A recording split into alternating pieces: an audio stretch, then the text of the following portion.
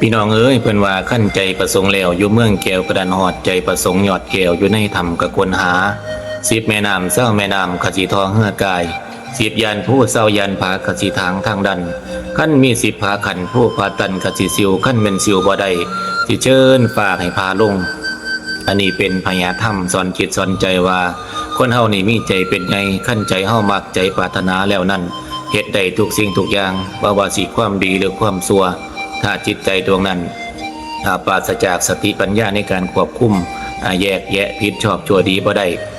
ก็สิเป็นโทษเป็นภัย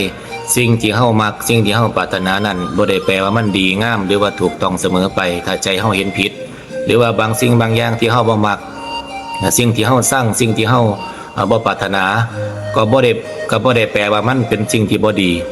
เพียงแต่ว่าใจเฮานั้นบ่มักซื่อเพราะว่าบ่มีสติปัญญาในการแยกแยะผิดชอบชั่วดี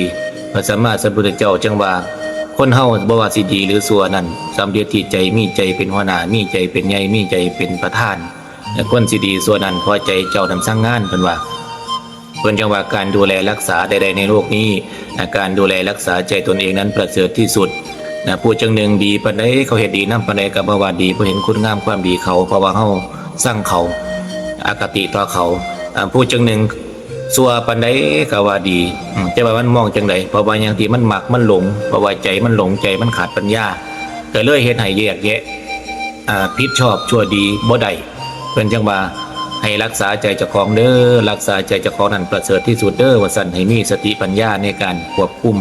ดูแลรักษาใจตนเองจังสิสามารถดำรงชีวิตได้อย่างมีความสุขที่แท้จริงเด้อขอเจริญพร